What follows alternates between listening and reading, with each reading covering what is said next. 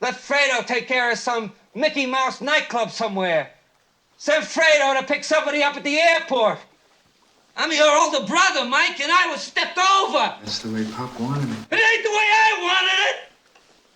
I can handle things. I'm smart. Not like everybody says. Like dumb, I'm smart, and I want respect. Two generations of Corleone men try to grow their power and influence. Join us as we discuss the practice of cupping, the geography of Lake Tahoe, and what smart people don't say. Keep your friends close, but keep your enemies closer as we find out if The Godfather Part II stands the test of time.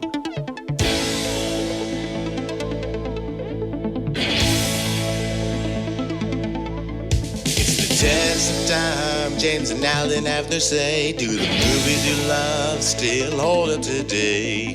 James says Gladiator with the glutton. Alan says as a father, blah blah. It's the test of time, James and Alan have their say. Do the movies you love still hold up today? Test of time, James and Alan have their say. Do the movies you love still hold up today?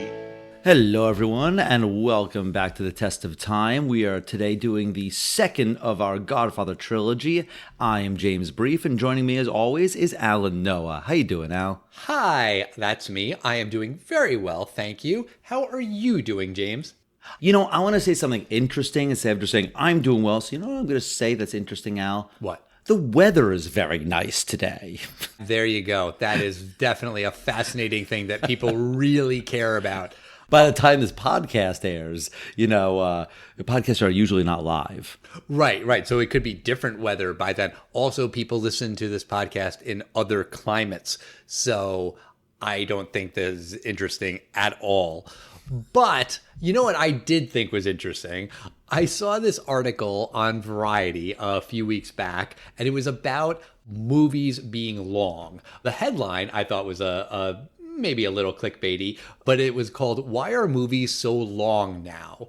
And it was inspired in part, I think, because of the Batman, but also Spider-Man No Way Home and No Time to Die. It seems like a lot of movies are over 2 hours now, close to 3 hours, and that maybe seems like that entices people to go to the movie theater. And I thought that was interesting. Also kind of makes sense while we're talking about The Godfather Part II, which is 3.5 hours long. But just as sort of like this big picture thing, especially coming out of COVID, when, you know, I didn't see many movies at all. And I kind of got into that habit of just watching movies at home on Netflix, on HBO Max or whatever. If I'm going to go out to a movie theater and pay money for that experience, if it's for an 80-minute movie, that is kind of a ripoff, I think, you know? And maybe some movies are fine at 80 minutes or 90 minutes or whatever, but like for a big tentpole movie, yeah, I do kind of feel like it should be longer. But then the question is, how long? 2 hours? 220? 240? 3 hours?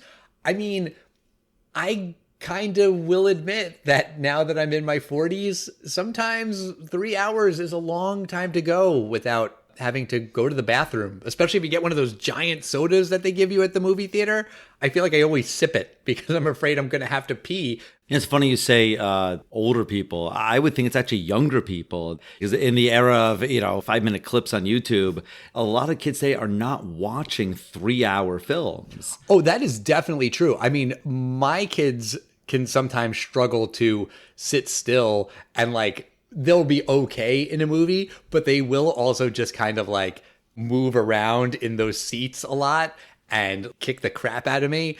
And yeah, I think there are younger kids who don't go to see movies because they just cannot sit still for that long. For you personally, if you're going to see a movie and it's 3 hours long, does that make you say, oh crap? Or does that make you say, oh, all right, I'm going to get my money's worth? I absolutely think a movie should be the length it should be. And we've said it many times that this film comes in at a lean hour and 41 minutes, and it really doesn't need anything more than that. And I think a lot of times today, maybe that film would be 2 hours and 6 minutes, and it shouldn't be. The hour and 41 minute version was much better. That being said, I have not watched Martin Scorsese's The Irishman simply because the length is kind of daunting to me. Usually a film like that I kind of reserve, like I'll watch at night or something, and I want to give it the respect it deserves. I don't want to watch a Martin Scorsese film starting at 10:55. And a movie like Endgame, I was watching it with my girlfriend who had never seen it before, and it was a similar thing. It was like 10:30, 10:45. She's like, oh, let's watch a Marvel film. And I was like, yeah, we could watch Endgame, but it's 3 hours and 2 minutes. And I was like, you know what, at least this film, like, we'll just watch the first hour and it kind of gets into it. And then the second 2 hours are kind of like almost a different film. And we got to break it up there. But if it needs to be 3 hours, it's 3 hours. But if it doesn't need to be, I hope filmmakers are not under this impression that it has to be longer. But I saw something about how like Best Pictures like tend to not be shorter films, but then again, Best Pictures tend to be dramas and Best Pictures tend to not necessarily be money makers either. So, you know, it depends what you're trying to make here. I'm still for a lean film if it deserves to be lean. And if it's a great film, yeah, make it 3 hours. That's fine. Yeah, I mean, two of the movies that I saw last year in the theater were referenced in this article, No Way Home and No Time to Die. Those were both over 2.5 hours, and neither one of those movies, in my opinion, felt like they dragged on. I thought those were both good movies at their runtime. So I totally agree with you there. A movie should be as long as it needs to be. Ultimately, what they're trying to make is money. Show business is a business, and there's a balance there, because if a script comes in heavy and it's going to be a longer movie, especially if it's a Bond movie or a Spider-Man movie or a Marvel movie, whatever, it's going to cost more money for them to shoot those scenes. That costs money. And then it hurts them in the movie theater because then there's less showings, right? If you have an hour and a half movie, you can maybe show that 6 or 7 times during one business day. If it's a 3.5 hour movie, then maybe you only show it 3 or 4 times. And then there's less people buying the movie ticket and there's less people buying popcorn and those huge sodas that make you pee 12 times. So that does hurt the bottom line. And I think that this is a thing that is being thought about from a dollars and cents point of view, maybe not always an artistic point of view of the movie takes as long as it takes, for better or worse. I will say that I have not yet seen The Batman. It clocks in at 3 hours, and the runtime doesn't make me not want to see it, but as a father, it does make me have to coordinate when I can find basically like a 4-hour window of free time, including 3 hours for the movie, half an hour for trailers. If we want to grab a bite to eat beforehand, which you're going to need to do if you're going to be sitting in a theater for 3.5 hours, like it's a time commitment. Look, some long movies are great. Some short movies are great. There's no hard and fast rule. This movie, The Godfather Part II, that we're talking about today, I watched on DVD, a DVD I got from my library. It was on 2 DVDs, this movie. It was a 2-discer. You were talking last week in The Godfather about movies that were on 2 VHSs. I feel like that wasn't super rare, you know, like movies that needed a second VHS, but a movie that needed a second DVD, I feel like that didn't happen a lot. Like you actually had to change discs? Oh, yeah. I forget exactly where in the movie, but yeah, about 2 hours into the movie stopped. Text on screen popped up and said, insert disc 2. Then I had to watch the second half of the movie on the second disc. I am not talking about special features or bonus content or anything. I'm talking about the movie. This film has an actual quote-unquote intermission on it. And I wonder if that's an artistic thing, that it makes you actually have to have an intermission by making you get up for a moment. I don't know. That seems weird. Have you ever seen a DVD where you had to split the movie, ever? I can't think of one. I can think of Schindler's List and Titanic that I remember were on 2 VHSs.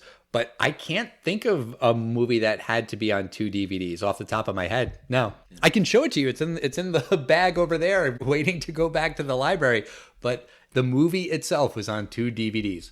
I don't know the limits of it. Obviously, Blu-ray, you'd be able to do it on a single disc, but that's interesting. I didn't know that. Yeah. Godfather Part II.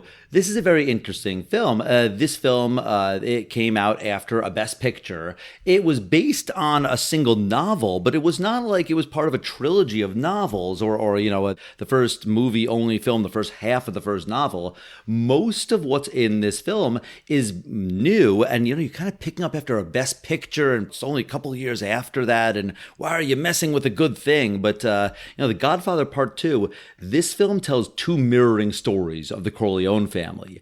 It talks about Michael Corleone and now his efforts to grow influence in the 1950s, and it also has flashbacks in the early 20th century showing an earlier Vito Corleone's rise to power. Vito, he's a penniless, smallpox-ridden immigrant from Sicily who eventually becomes a criminal kingpin through cunning and violence.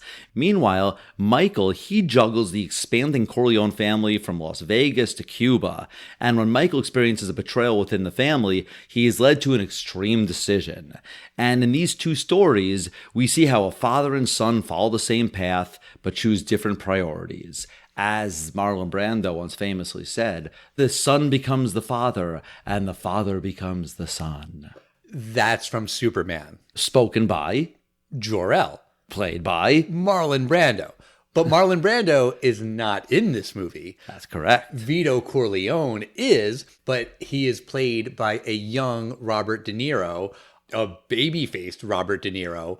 I read that apparently Marlon Brando was going to show up for that last scene in this movie where, Vito comes home, but then he just decided not to. And then they had to rewrite it that day of, he arrives off camera. Yeah, I think it was a money thing. Because I think famously, Superman, he made $1 million a day or something, which was unheard of back then. And Godfather Part II, it actually didn't make as much as Godfather 1. It was budgeted about $13 million, and reports of the box office go anywhere from 50 to 100 million. But this is only at the box office. This has nothing to do with television and VHS. And you and I were talking about, it used to be 2 VHSs. So it was the kind of thing that you wouldn't necessarily expect to pay $9.99 for it. It would be, okay, this is $20 for this film because it's a double VHS. And this film really goes back and forth between the quote-unquote modern story, which is Michael Corleone, the Al Pacino in the 1950s and 60s.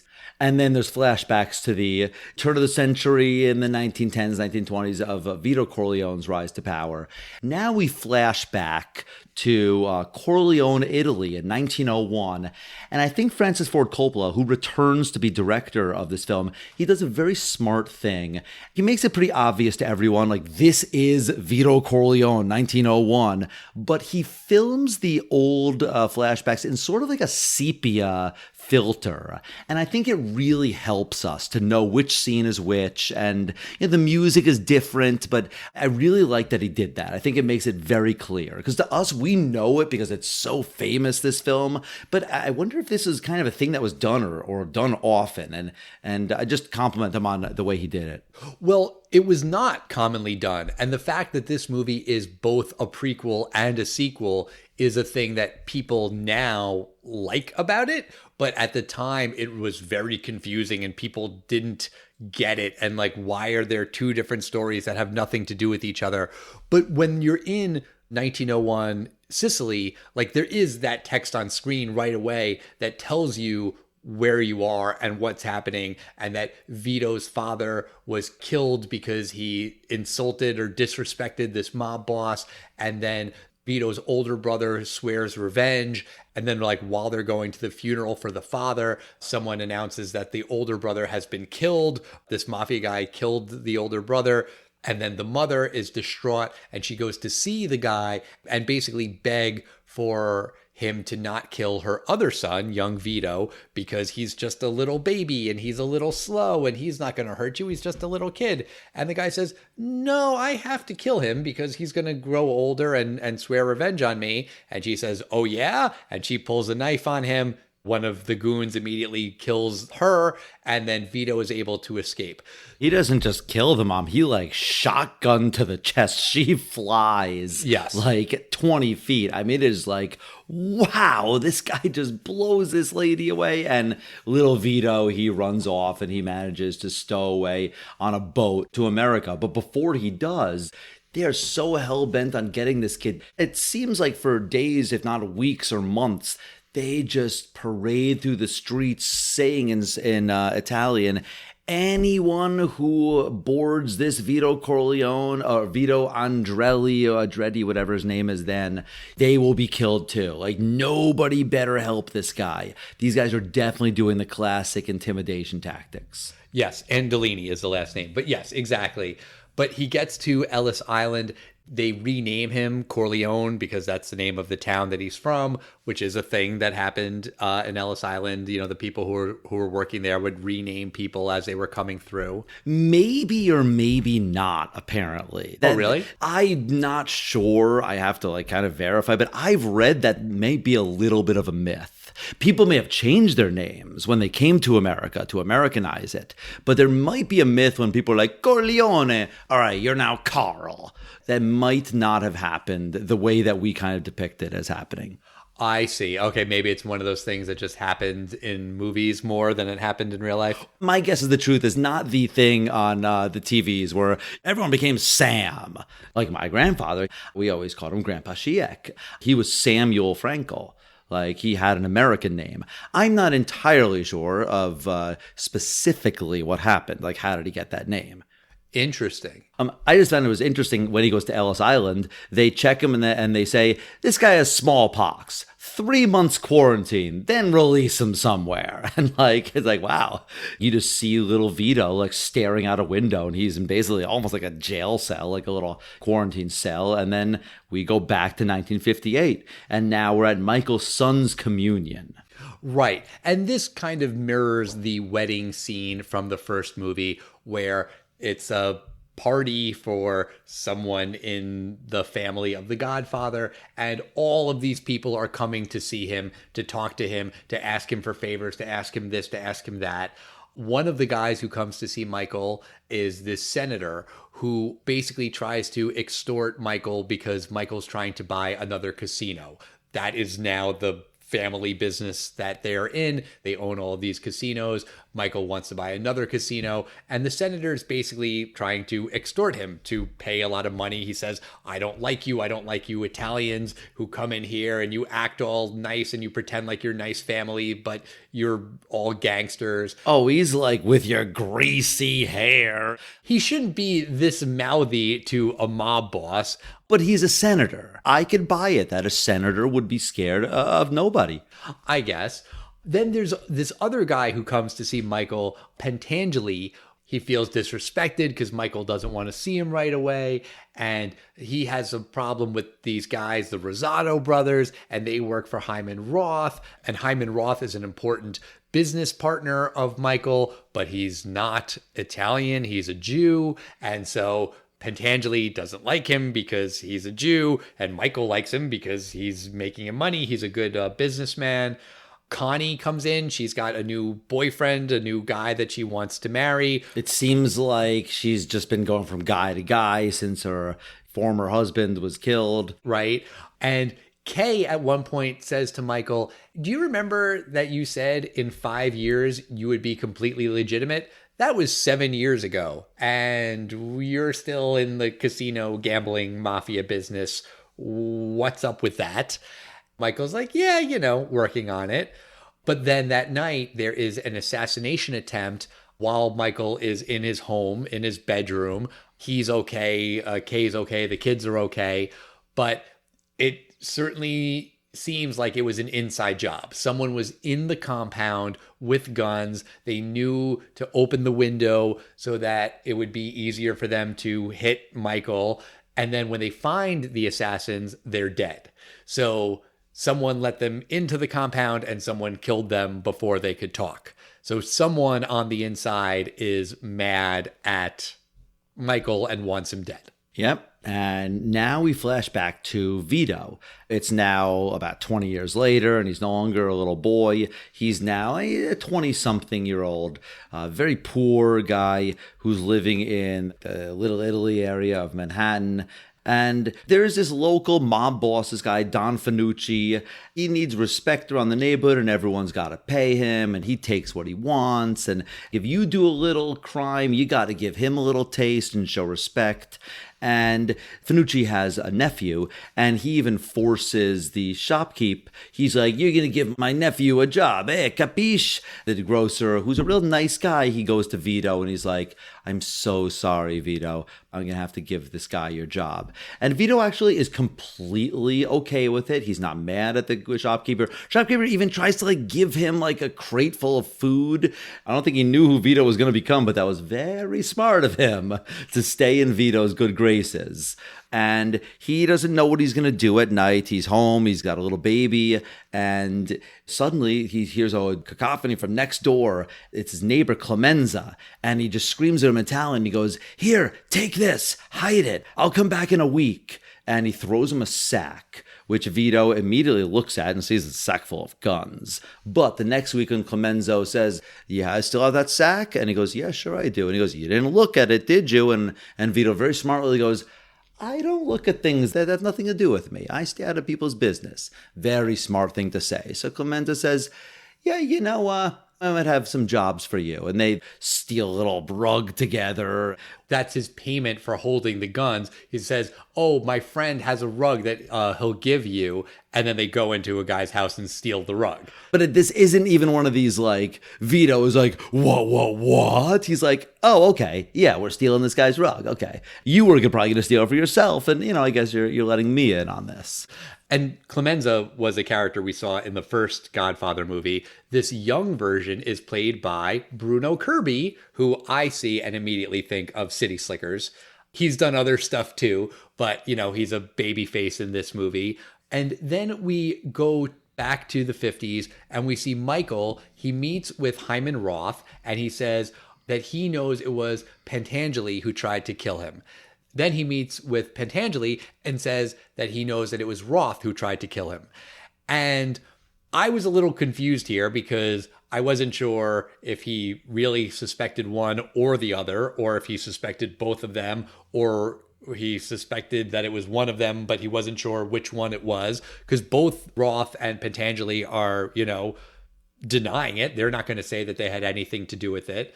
But then there is an attempt on Pentangeli's life, and the assassin says, this is a message from Michael Corleone. And Pentangeli isn't killed because there are cops walking into the bar while this murder is happening, and Pentangeli is almost killed, but he survives. Apparently that was a line that was improvised. Yes. And it isn't clear if it's correct. Did Michael really send some guy to kill Pentangeli or not? And we find out later that it was Roth who did it and is just trying to make it look like it was Michael, but we don't know that at the time. Like we were talking about last week about how you kind of need to go to Wikipedia after you watch the movie. Or during the film? Sure. I know that because I read it on Wikipedia afterwards. Oh, okay. And Michael's interests in Las Vegas grow. He's able to finally get his licenses that suddenly materialize because the Nevada senator, the one that was really abrasive to them, wouldn't you know it? I guess it happens to everyone. Eventually you wake up and there's just a dead, bloody hooker there. Yeah, this scene is brutal. And you get it that it's a setup. The senator was sleeping with this woman, but he didn't kill her. He says that he doesn't remember what happened. Someone slipped something into his drink. He passed out. They killed the hooker. And now they're coming in to say, oh, we'll help you. And you'll consider it a favor. And you'll consider us a good friend to you. And, that means that Michael gets that casino license that he needs, right? Because we're going to take care of this hooker problem that you have. And it's like, it's just terrible. That they killed this woman and, they're just using that as the way to get on the senator's good graces. And yeah, it's just terrible and icky. And also just because you see this woman just covered in blood everywhere. Oh, it's even worse than that. Tom, I couldn't tell if he was like, he doesn't want to be a bad guy, but he's like, this is the family he's brought up with. But he turns to the Nevada guy and he goes, look, she has no family. No one's going to miss her. And he's basically like, she's nothing. We'll take care of everything. Or he can go to jail and everything is gone. Like, which one do you want it to be? Right. And it just really like, wow, Tom was so ruthless. Like, he was really kind of the glue behind all of this. Is that a reference to the horse head in the first movie? Maybe. That's an inappropriate joke about glue. Perhaps, Al. And now we get a little history lesson. This film, right now, we're in 1958. The film was released in 1974. So this is only 16 years later.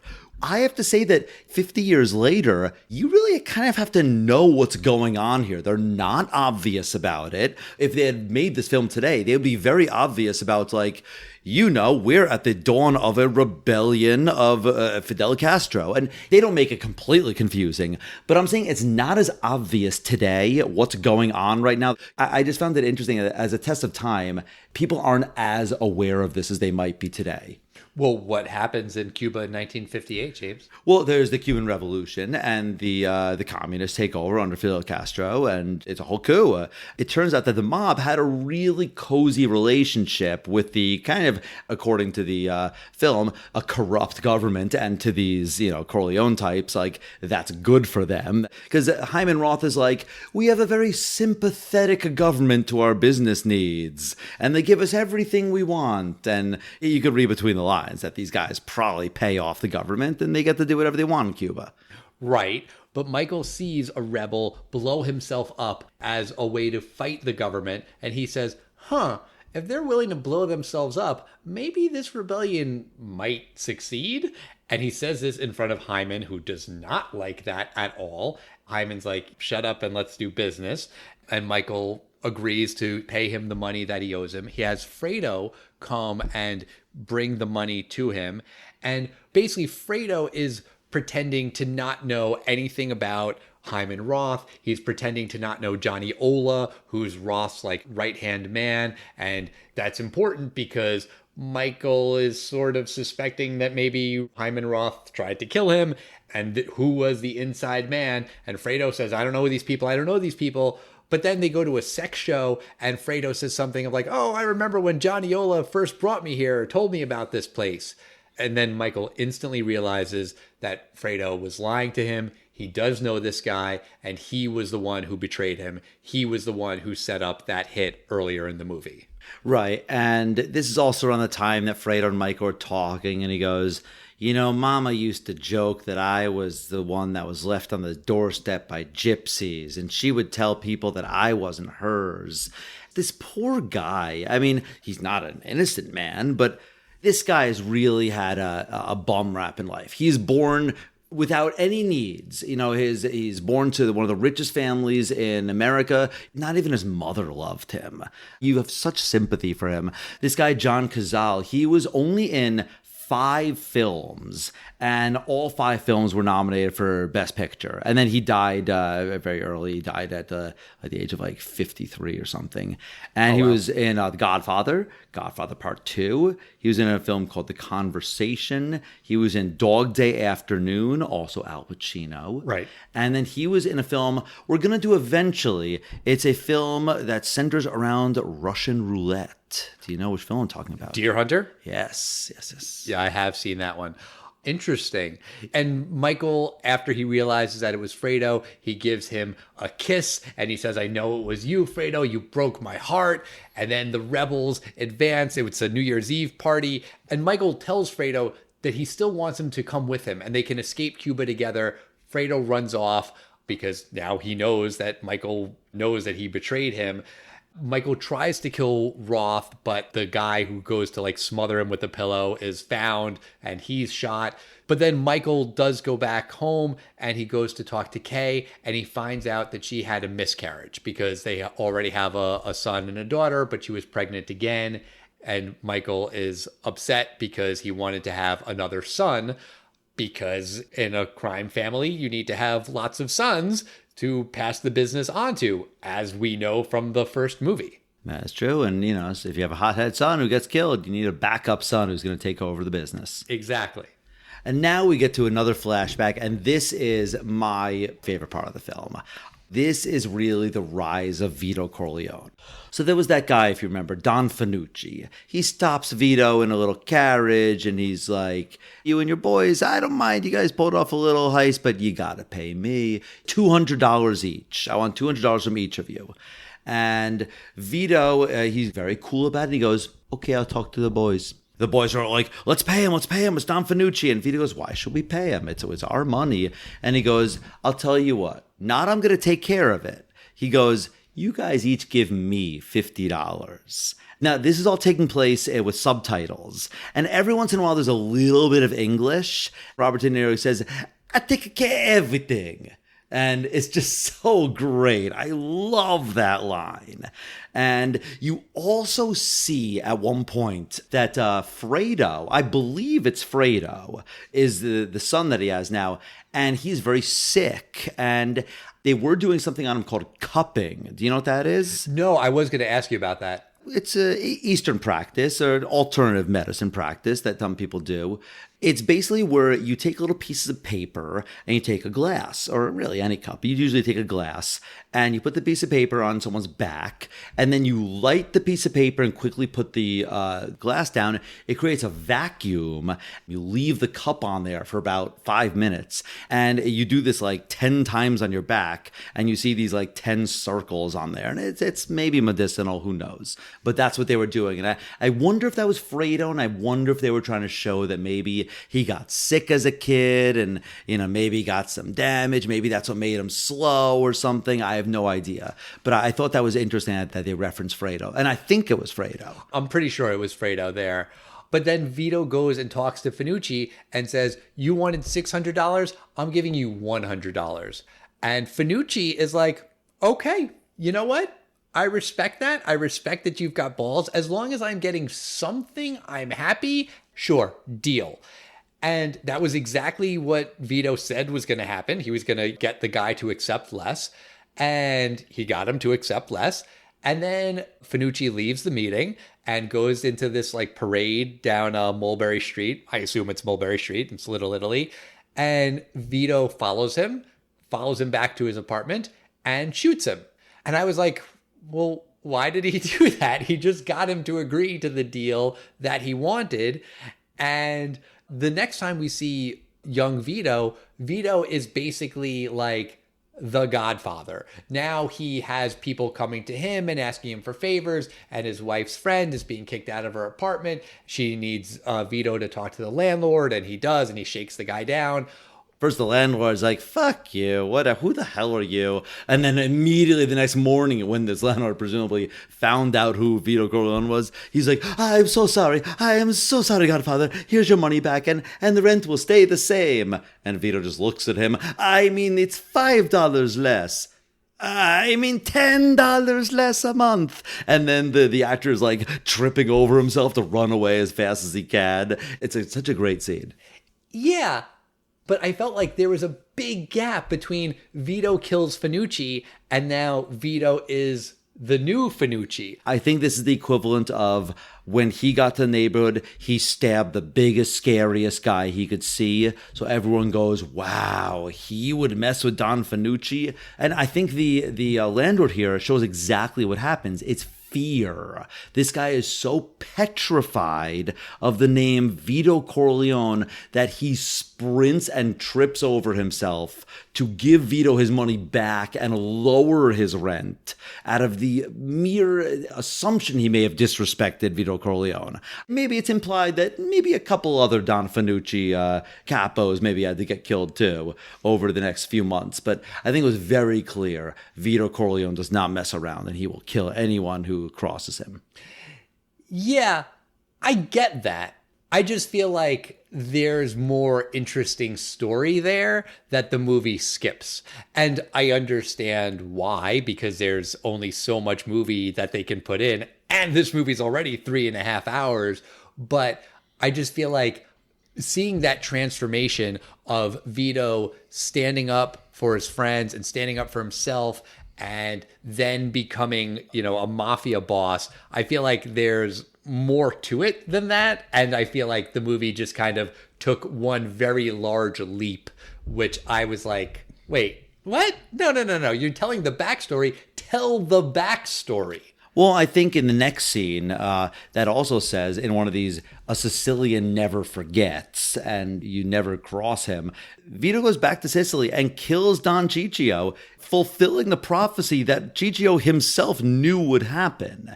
He completely avenges his family's death exactly as he knew would happen. Right. Vito fulfills the destiny. He avenges the death of his father, brother, and mother, because this sociopath killed all of them. Yeah, I feel like there was still just more of Vito's journey that I would have liked to have seen. But back in the 50s, or maybe we're in the early 60s now, I'm not sure. But there is a Senate committee investigating organized crime. And Michael is denying everything. And he's saying, look, you're making all of these accusations against me, but you don't have any evidence or a witness who says that I've done any of these things. And there's something else I love in this scene. You could tell in the 2 years that the first Godfather became a phenomenon, there must have been backlash against Italian Americans about how every one of them is in the mob and, probably every one of them knows a mobster or something like that. Because there's specifically a line that one of the senators, he makes a speech that says, now I want to say that I know many Italian Americans and they're law-abiding good citizens that defended our country. And I feel like that line was put in this film as a response to what people might have said, because there was something very similar in The Sopranos at one point when they were being kind of meta about it and being like, and all these television shows about mobsters give us a bad name. I think this film is making either lip service to it or was actually trying to say, no, these are the mobsters and they're Italian American. But there's a difference. I mean, it's something you would see in a Senate hearing, but why include it in this film? Because this senator who gives the speech is the guy who was shaking Michael down earlier and then was caught with the dead hooker. So he's just saying all of these things about how nice the Italians are and how much he loves Italians, because now he has to do that because he's in Michael's pocket. It could be that. You're right. It could be. You don't really take it seriously because you're just kind of like, oh, here's just a politician who's full of hot air when he's saying all this stuff. But the witness that the Senate committee does have is Pentangeli, because remember, he thinks that Michael tried to kill him. So now he's going to show up and say in front of the Senate committee and the world that Michael ordered this hit.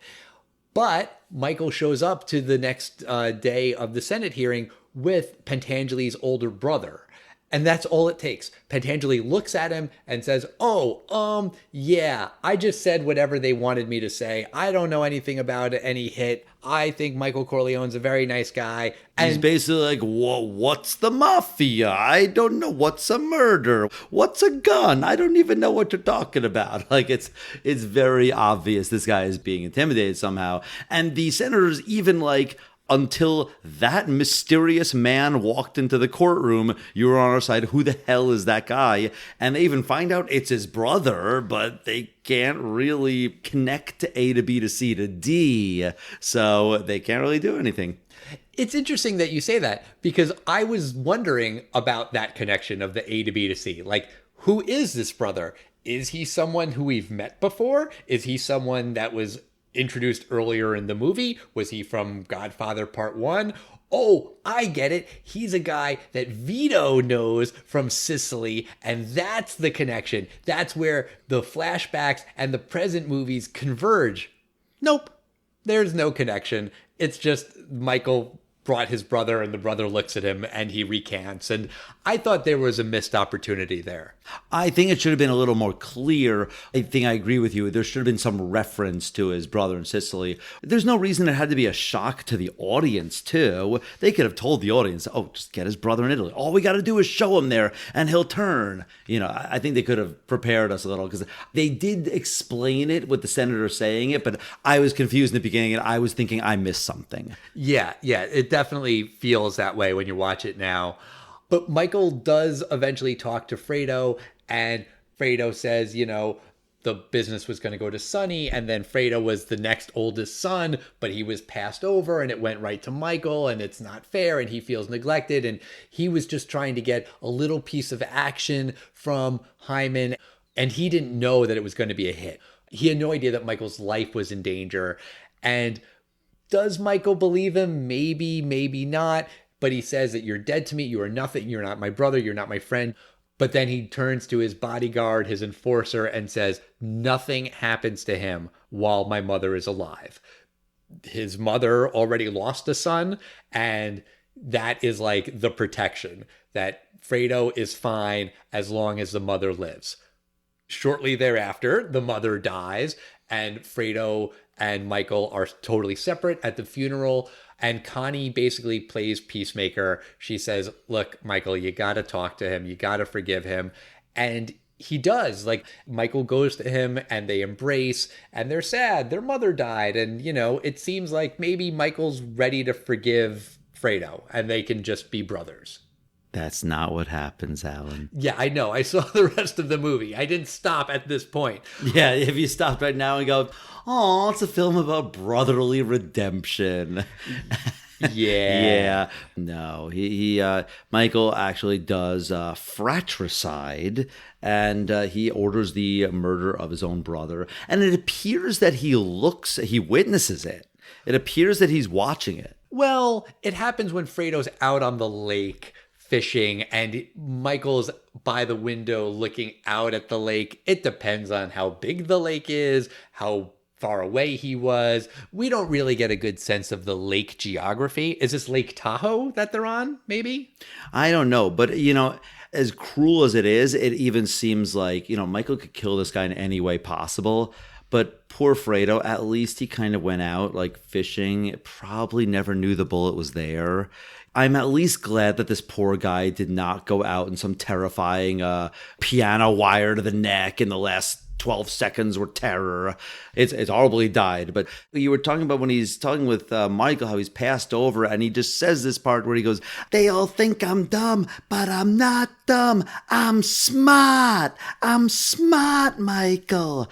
It's the kind of thing a smart person does and try to convince everyone how smart he is. Right. And you realize, like, oh, you know, Fredo, you weren't passed over because, you know, they don't like you. Maybe what we saw in the flashbacks, maybe you had some kind of brain damage. Maybe you had meningitis. Maybe there was something wrong with you. You didn't have the skills that Sonny or Michael had. It's so sad seeing that. And, you know, he made a mistake. He did. And I've read online, you know, with the speculation, was he just manipulated? Apparently at the assassination in his bedroom when he takes Kay behind the bed and protects her, the window curtains are left open, and there's no way you would do that unless you knew someone needed access to the windows to see in the bedroom. So he probably did know, or at least they told him, you got to make sure the window curtains are open. Maybe they didn't say, so we can kill your brother. And maybe Fredo is that dumb. Maybe he just doesn't realize it. And they're like, we're not going to do anything. We're just going to throw a brick in his window, scare him a little. You know, we need this hotel contract. I could see Fredo being that dumb. But I'm smart. You're right. If someone tells you that they're smart, they're not smart. Right. But also, while Michael is planning the death of his brother, he also gets into a fight with his wife, Kay, because Kay tells Michael that she did not have a miscarriage. She had an abortion. She ended the pregnancy because she can't bring another child into this family with Michael and his mafia shit and the violence and the murder and everything that goes along with it. And I said in last week's episode that it's a shame that you have this great actress, Diane Keaton, and they give her nothing to do in the movie.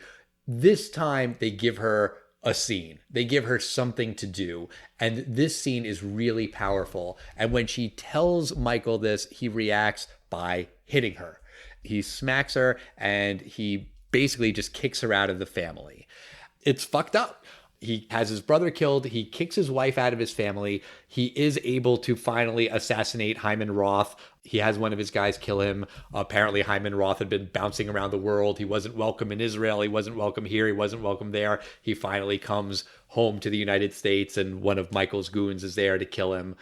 There's a weird moment when Tom Hagen is talking with Pentangeli because Pentangeli is still a federal prisoner, and basically Tom says, hey, in the old days, if someone plotted against the emperor and then felt bad about it, they could just kill themselves. And that way their family would be taken care of. That would be their way of like apologizing. The message is pretty clear.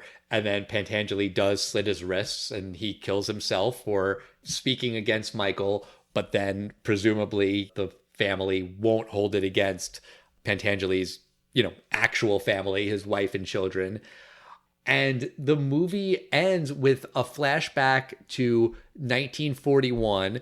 It's all the Corleone children who we've seen as like little babies in Vito's flashbacks. Now they're adults. They're waiting for their father to come home. And Sonny's there and Connie's there. Sonny introduces Connie to Carlo, the husband who, would beat the shit out of her in the first movie.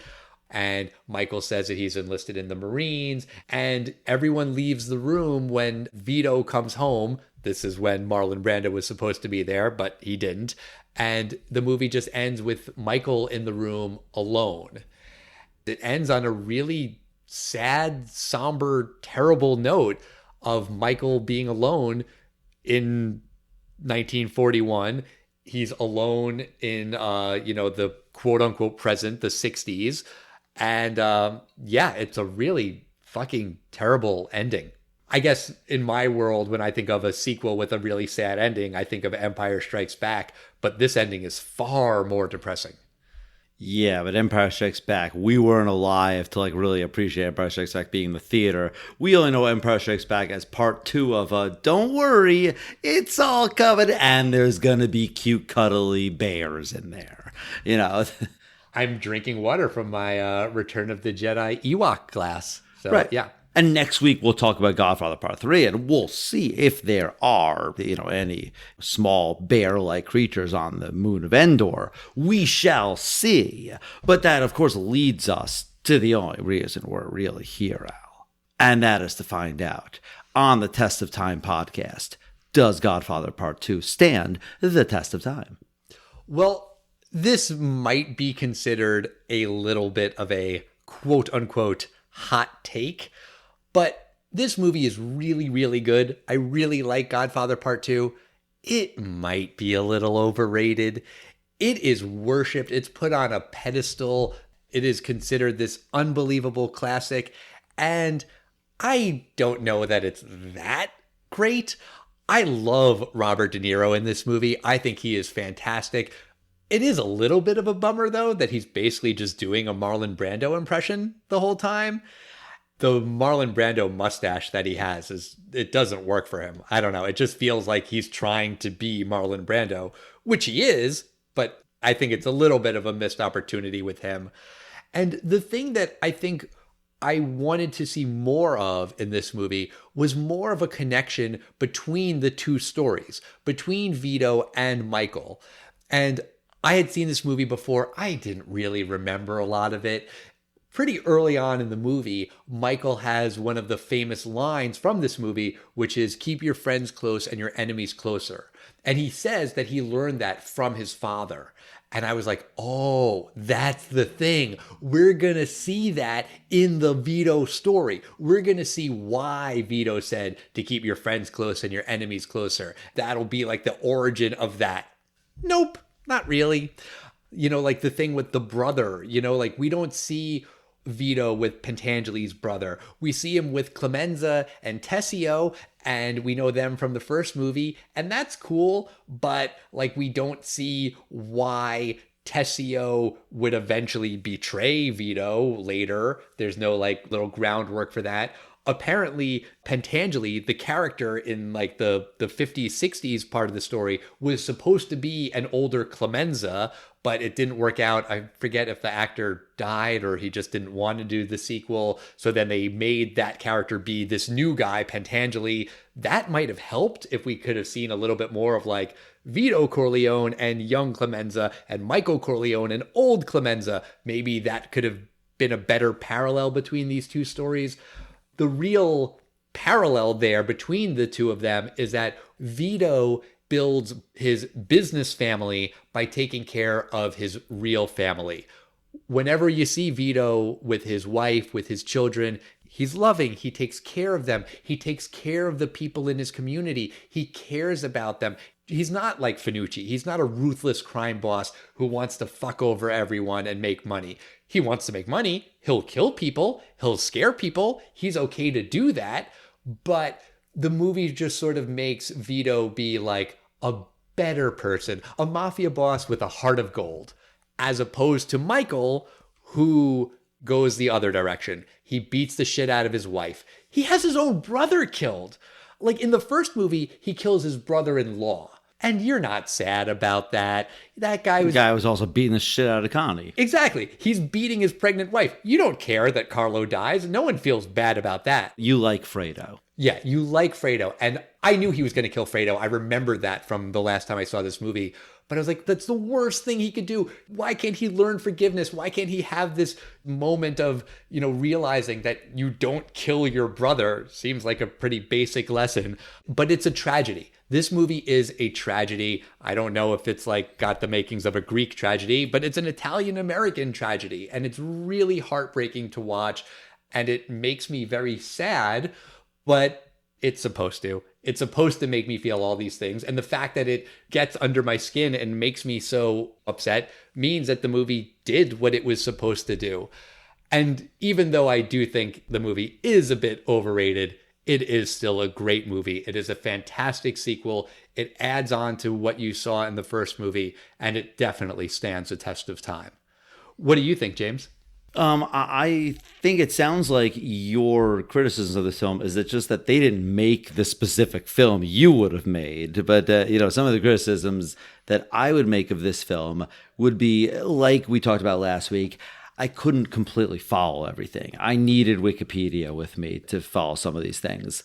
And I think had they known the phenomenon and the landmark films that these would be, I think they might have planned the trilogy a little better. Some of the continuity that we couldn't see had to do a lot more with the behind the scenes things. I think it was the actor Clemenza. I think it was a money thing. And then, of course, Marlon Brando wouldn't come back for the second film.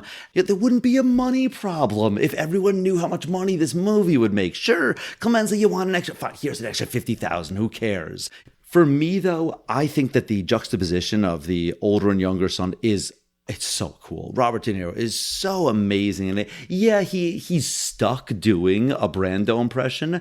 I'm fine with that. De Niro pulls it off, and it's great. There's very little that I dislike about this film. Really, my only criticism is that I find parts of it hard to follow. I couldn't even remember the Clemenza character, the older one. Which one was he in the first film? Like, I couldn't remember who was who. I was also hoping for a Tessio thing, maybe an act of possible betrayal early on or something like that. But I might have done something different. But that's not really criticism of what I was seeing. What I am seeing in this film, I think, is awesome. It's better than the last time I saw it. So I'm going to say that Godfather Part II does stand the test of time. Yeah, I get what you're saying. Like when I was talking about how we kind of skip with Vito when he kills Finucci and then he's the mob boss, I think part of it is related to what you're saying about like the intricacies of who is this guy and how is he connected to that one and all of that stuff. To me, that's not really the interesting thing. And I think that is the interesting thing for a lot of people who like gangster movies in general. I'm painting with broad strokes here, but I think the people who love this genre, they know, well, Clemenza is this guy, and that guy is Tattaglia, and this guy is this one, and that one is the capo of that one, and everything. And they really like knowing that stuff in the way like I can tell you about all of these random Star Wars characters. Like people really get into that stuff and the minutia of these crime families and who's who and who betrays who and whatever. To me, that is confusing, like you're saying. And also, it's not interesting. To me, what's more interesting is how does Vito, this kid who comes to America, doesn't speak English, is quarantined for 3 months, he has nobody, he eventually decides that he has to kill somebody in order to protect his family. Then how does he become that mob boss? That's the story I want to see. The machinations of that. What leads Michael to decide that murdering his brother is the right choice? I feel like that's the stuff that I care about. And it's in this movie But I would have liked to have seen more of that and less of this guy who's the capo of that guy who used to work with that guy but is now mad at this guy. That to me is less interesting. Those are all interesting points, and I actually have something to say about that next week when we talk about Godfather Part III. Oh, you're going to make me wait a whole week? Just like we're going to make our listeners wait a whole week for The Godfather Part 3? I hope people are going to tune in for that episode and not just skip it, because the reputation of Part 3 is that it's the bad one. Is it really the bad one? I don't know. We'll see. We will find out together next week. So, of course, until then, we want to keep hearing from you guys. We are at Test of Time Pod on Facebook, Twitter, and Instagram. Talk to us. Make sure you're subscribed on whatever podcast provider you're listening to us on. If you would be so kind as to leave us a 5-star review on Apple Podcasts, that would be very, very kind of you. And we will see you next week, everybody. Goodbye. Bye.